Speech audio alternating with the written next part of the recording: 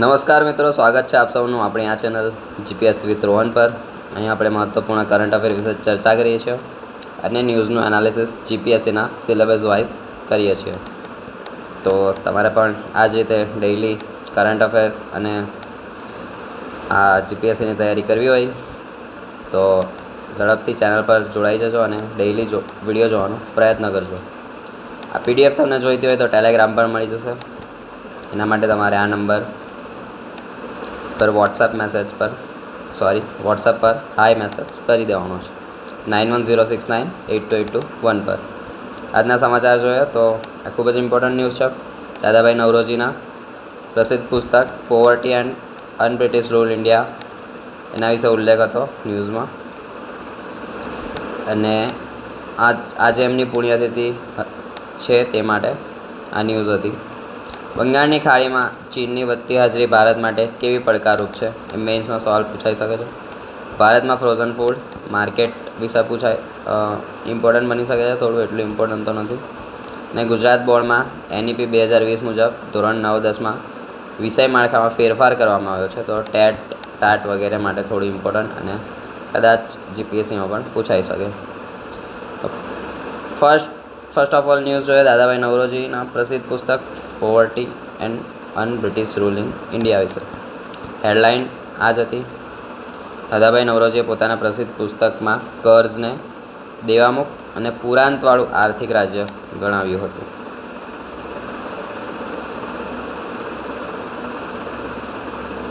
Sorry, એક mistake થઈ છે અહીંયા. એક જ મિનિટ મિત્રો.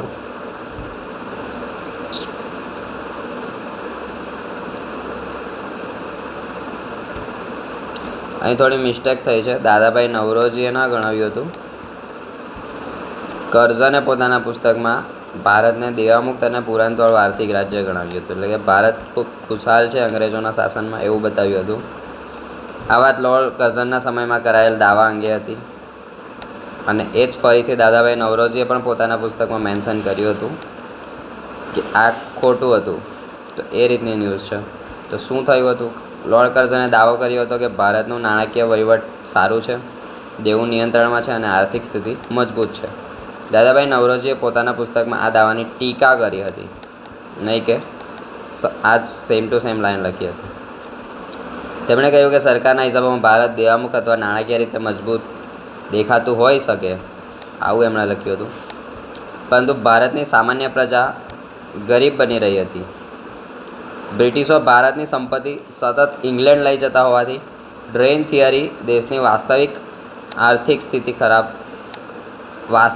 સ્થિતિ દેશની ખરાબ હતી. ડ્રેન એટલે કે ભારતની સંપત્તિ ઇંગ્લેન્ડ પહોંચતી ડ્રેન ખસેડવામાં આવતી હતી. તો આ ડ્રેન થિયરી અર્થતંત્રમાં દાદાભાઈ નવરોજીએ આપી હતી, જે ઇમ્પોર્ટન્ટ બને છે. કર્જને દેવામુક્ત અને પુરાંતવાળું રાજ્ય ગણાવ્યું. એનો અર્થ એવો હતો કે લોર્ડ કર્ઝને ભારતને આર્થિક રીતે મજબૂત, દેવું નિયંત્રિત અને વધ્યારા ધરાવતું રાજ્ય ગણાવ્યું હતું. પરંતુ દાદાભાઈ નવરોજીએ જણાવ્યું કે આ માત્ર સરકારી હિસાબોનો ભ્રમ છે. દેશની સંપત્તિ બ્રિટનમાં જતી હોવાથી ભારત ગરીબ બની રહ્યું છે. તેથી સરકારની સરપ્લસના દાવા પ્રજાની વાસ્તવિક સ્થિતિ દર્શાવતી નથી. એ જ હિસાબે કચ્છ વિશે પણ થોડું એમણે લખ્યું હતું. તો એ રીતના ન્યૂઝ હતી. એમની પુણ્યતિથિ દાદાભાઈ નવરોજીનો તમે ફોટો જોઈ શકો છો અહીં. દાદાભાઈ નવરોજી વિશે થોડા ફેક્ટ જોઈ લઈએ. તો આજે 30 જૂન પુણ્યતિથિ. એમને grand old man of India તરીકે ઓળખવામાં આવે છે, ખાસ યાદ રાખજો. આ પણ ન્યૂઝપેપરની હેડલાઇનમાં જ હતું, તો પૂછવાની શક્યતા વધી શકે છે પ્રિલિમ્સમાં. Grand old man of India.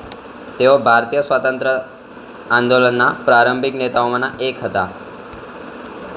1860ના દાયકામાં વડોદરાના મહારાજા ખંડેરાવ ગાયકવાડના આમંત્રણથી વડોદરામાં રહ્યા અને વહીવટી સુધારાઓમાં સહયોગ આપ્યો. બ્રિટિશોએ મહારાજાને સત્તા પરથી હટાવવાનો પ્રયાસ કર્યો. ત્યારે દાદાભાઈ નવરોજી મહારાજા સાથે લંડન ગયા. 1869માં લંડનમાં ઈસ્ટ ઇન્ડિયા એસોસિએશનની સ્થાપના કરી. આ સંસ્થા દ્વારા બ્રિટિશ સરકાર સમક્ષ ભારતીયોના પ્રશ્નો રજૂ કરવામાં આવ્યા. દાદાભાઈ નવરોજીએ ભારતીય રાષ્ટ્રીય ચળવળને આર્થિક પાયો આપ્યો. એમનું પ્રસિદ્ધ પુસ્તક poverty and unBritish rule in India. આ જ પુસ્તકમાં તેમણે બ્રિટિશ શાસનના કારણે ભારતની સંપત્તિ વિદેશ જતી હોવાનું ડ્રેન થિયરી આ જ પુસ્તકમાં આપી હતી એમણે. તેઓ બ્રિટિશ સંસદમાં ચૂંટાયેલા પ્રથમ ભારતીય હતા, લિબરલ પાર્ટીમાંથી 1892માં. અહીં તમે જીપીએસસી માટે વન લાઇનર પર જોઈ શકો છો પીડીએફમાંથી. પીડીએફ ખાસ ટેલિગ્રામ પરથી મેળવવાનો પ્રયત્ન કરજો. આગળ જોઈએ બંગાળની ખાડીમાં ચીનની વધતી હાજરી.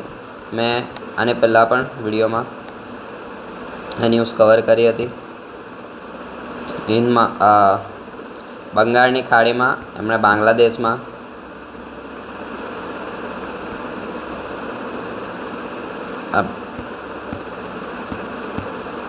એક જ મિનિટ મિત્રો, અહીં મેન્શન કરવાનું રહી ગયું છે. આની પહેલાં પણ એક આઇલેન્ડ હતું, એના પર ચીનનો બાંગ્લાદેશે આઇલેન્ડ નહીં, બંદર બાંગ્લાદેશે એ બંદર પર પોતાનો હક જમાવ્યો છે, એટલે હક બતાવ્યો છે અને ચીન સાથે એ બંદર વિકસાવવાનો નિર્ણય લીધો છે. તો એ રીતે ચીન ભારત પર ઇઝીલી નિગરાણી રાખી શકશે. એ જ રીતે ફરી છે બંગાળની ખાડીમાં ચીનની વધતી હાજરી ભારત માટે કેવી રીતે પડકારરૂપ છે, ભારતે તેના જવાબમાં કયા પગલાં લીધા છે. તો બંગાળની ખાડી હિન્દ મહાસાગરનો મહત્વપૂર્ણ ભાગ છે. વૈશ્વિક વેપાર, ઉર્જા સુરક્ષા અને ભારતની નેબરહુડ ફર્સ્ટ તથા એક્ટ ઈસ્ટ પોલિસી એટલે કે પૂર્વના દેશો તરફની પોલિસી આ વિસ્તાર વ્યૂહાત્મક રીતે અત્યંત મહત્ત્વનો છે. ચીન છેલ્લા કેટલાક વર્ષોમાં આ વિસ્તારમાં પોતાનો પ્રભાવ સતત વધારી રહ્યું છે. આવી રીતે આપણે સ્ટાર્ટિંગ લખી શકીએ છીએ. આ પરિચય એવું તમારે લખવાનું નથી, આ માત્ર તમને સમજાવવા માટે છે. ત્યારબાદ મેઇન પાર્ટ આ રીતના લખવાનો છે. ચીનની વધતી હાજરીના પડકારો. તો શ્રીલંકાના હંબનટોટા બંદર પર લાંબા ગાળાનો નિયંત્રણ, હંબનટોટા બંદર પર પણ હવે લાંબા ગાળાનો નિયંત્રણ કર્યો છે. મ્યાનમાર, બાંગ્લાદેશ અને શ્રીલંકામાં બંદરો અને ઇન્ફ્રાસ્ટ્રક્ચરોમાં રોકાણ ચીન સતત કરી રહ્યું છે. સ્ટ્રિંગ ઓફ પર્લ્સ વ્યૂહરચના દ્વારા ભારતને ઘેરવાનો પ્રયાસ છે. આ રીતે ભારતની આજુબાજુ દરેક દેશના બંદરો સાથે એ સમજૂતો કરી ભારતની વ્યૂહરચના પર દેખરેખ રાખવા ચીન ઘેરવાનો પ્રયત્ન કરે છે. ભારતીય નૌકાદળની વ્યૂહાત્મક ગતિ પર અસર પણ ચીન આ રીતના જોઈ શકે છે.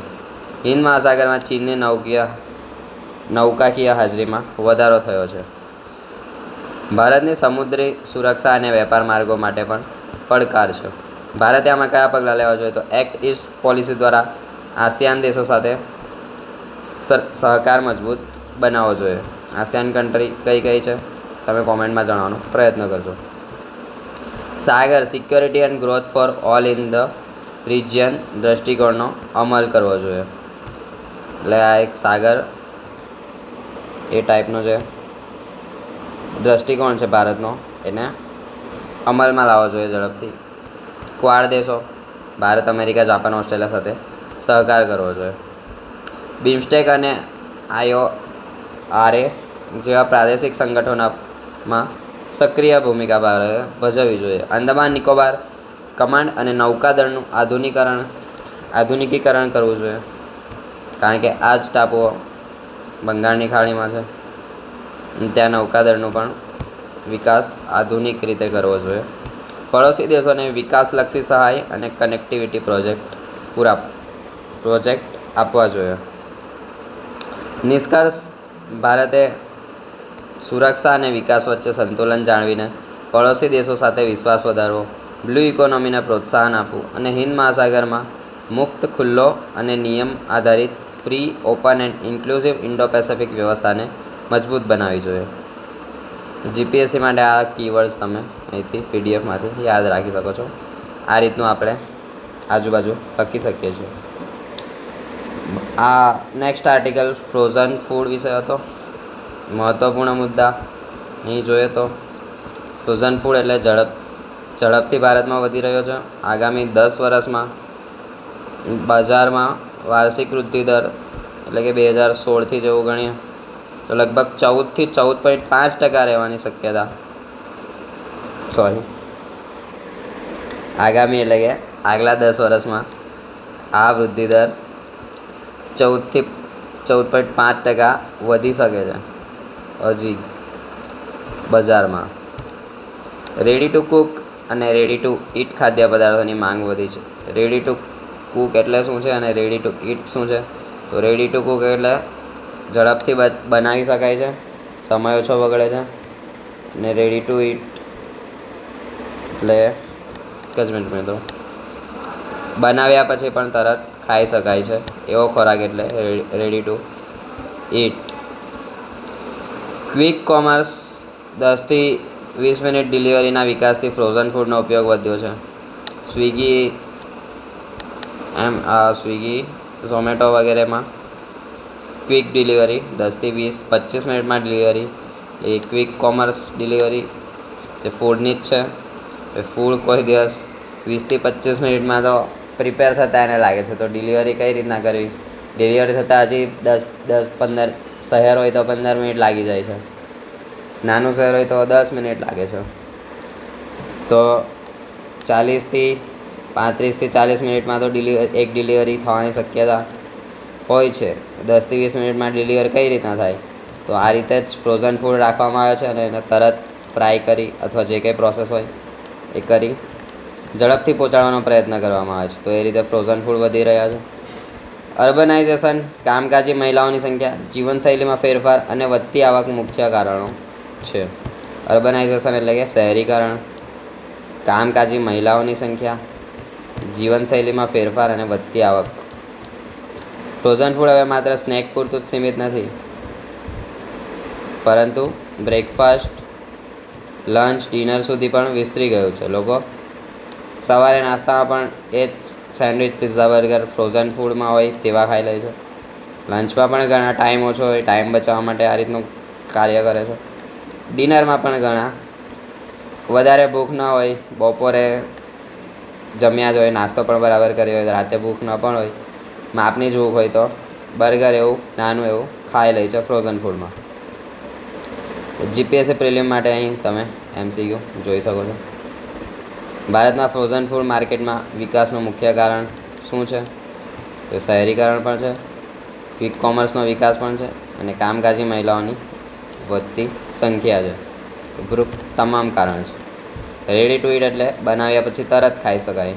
રેડી ટુ કુક એટલે ઓછા સમયમાં રાંધી શકાય એવા અર્ધ તૈયાર ખોરાક.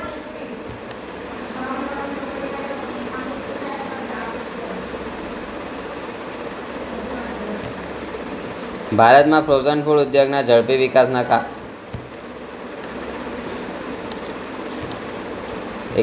એક જ મિનિટ મિત્રો, આવું 10 મિનિટ પછી. ભારતમાં ફ્રોઝન ફૂડ ઉદ્યોગના ઝડપી વિકાસના કારણો જણાવો.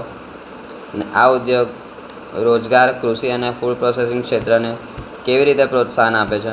આવો સવાલ મેઇન્સમાં આવી શકે છે. આગળ જોઈએ જીપીએસસી માટે મહત્ત્વના મુદ્દા.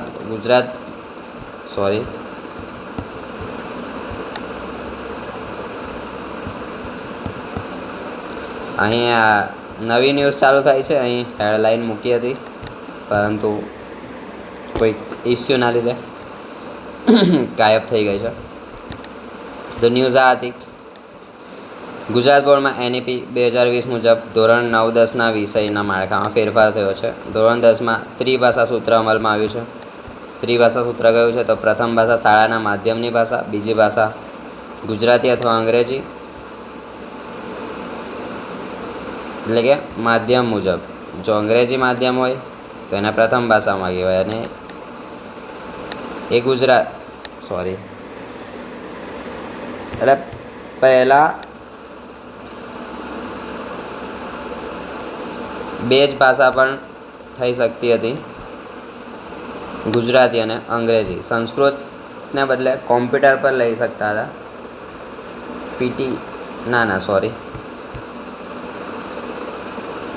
મતલબ આ 3 ભાષાનું ફોર્મેટ તો હતું જ, પરંતુ 3 ભાષામાં આ અન્ય ભાષા પણ ઉમેરવામાં આવી છે ધોરણ 10માં.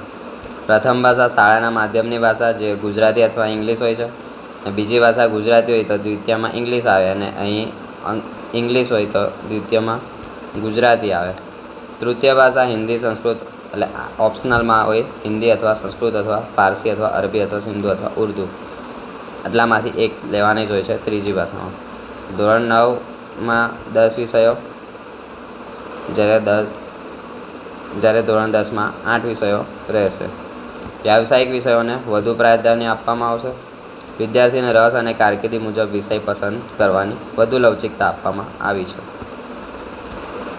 આ રીતે ક્વેશ્ચન પૂછાઈ શકે છે. ગુજરાત બોર્ડે NEP 2020 હેઠળ ધોરણ 10માં ત્રિભાષા સૂત્ર અમલમાં મૂક્યું છે. ધોરણ 9માં કુલ 10 વિષયોનો સમાવેશ કરવામાં આવ્યો છે, અને ધોરણ 10માં પણ 10 વિષયોનો સમાવેશ કરવામાં ફરજિયાત રહેશે. તો કયા વિધાનો સાચા છે તમે અહીં જવાબ જોઈ શકો છો. માત્ર 1 અને 2. અહીં 10 વિષય નહીં, ધોરણ 10માં 8 વિષય. GPSC મેઇન્સ માટે અહીં તમે મુદ્દા જોઈ શકો છો. આઈ હોપ તમને ખ્યાલ આવી ગયો છે. આજે થોડો વિડીયો લેટ આવ્યો છે અને મૂકવાનો રહી ગયો છે, થોડો બિઝી હતો હું. ને આ જ રીતે વિડીયો જોતા રહો, ને ગમે તો લાઈક કરી દેજો, તમારા ફ્રેન્ડ સર્કલમાં શેર કરજો.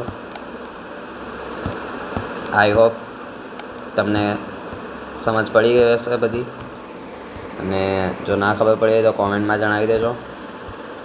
ઓકે, મળીએ કાલે. Bye bye.